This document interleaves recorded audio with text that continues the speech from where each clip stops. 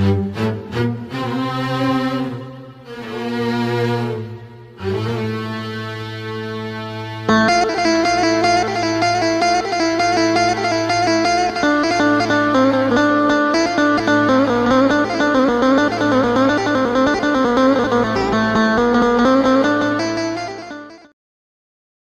Sirah Nabawiyah gak dimulai dari kelahiran Nabi Muhammad Shallallahu Alaihi Wasallam? Jadi sangat disayangkan sekali banyak sejarah-sejarah penting yang nantinya akan berkaitan dengan kisah-kisah Nabi Muhammad Shallallahu Alaihi Wasallam. Terutama sebelumnya kita akan mengenal dulu bagaimana keadaan Jazirah Arab sebelum adanya Nabi Muhammad Shallallahu Alaihi Wasallam.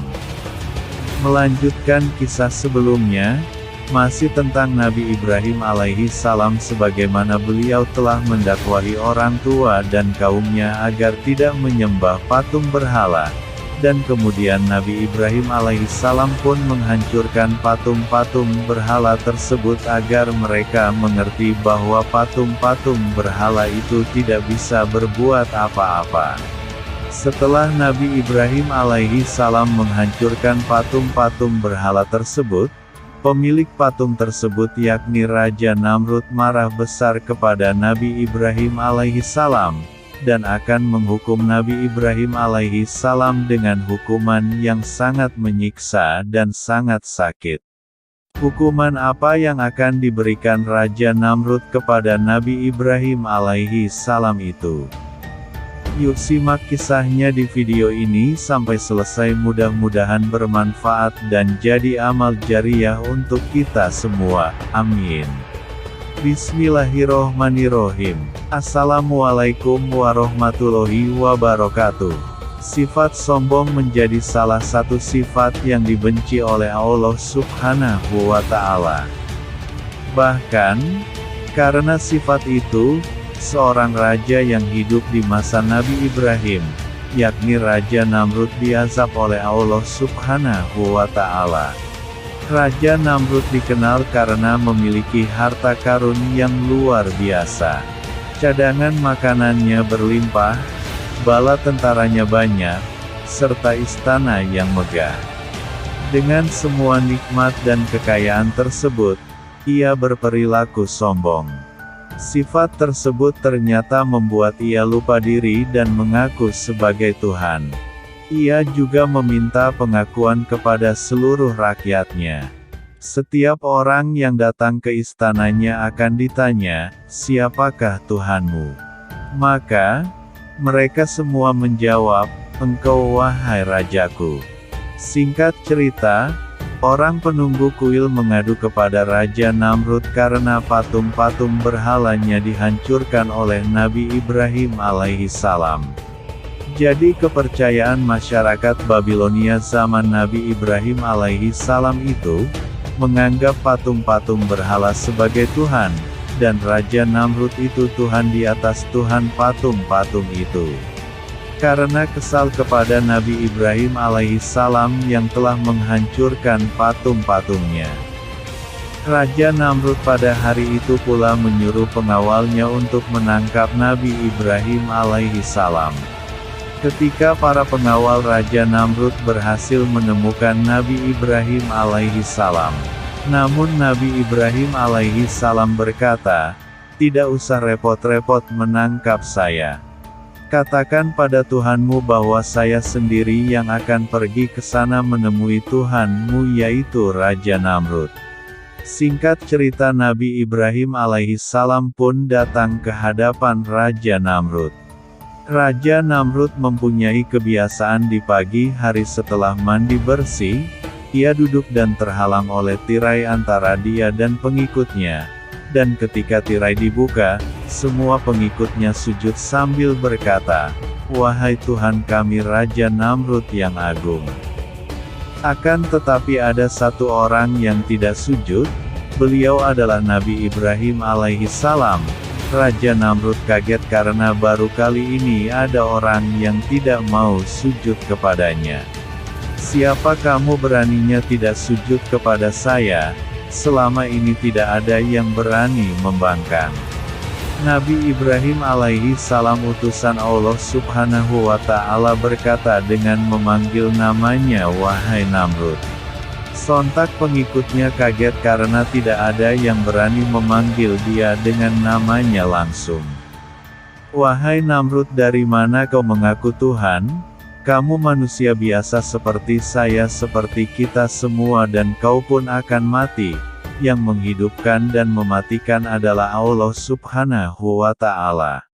Baiklah Ibrahim, jika Tuhanmu mampu menghidupkan dan mematikan, saya juga bisa." Namrud kemudian memerintahkan pengawalnya untuk membawa 2 orang, yang satu dikasih hadiah terus disuruh pergi, dan yang satu lagi dibunuh. Kemudian ia berkata, "Lihatlah, saya menghidupkan dan saya mematikan." Dan ini adalah sebuah kebodohan dari Namrud yang mengaku sebagai Tuhan.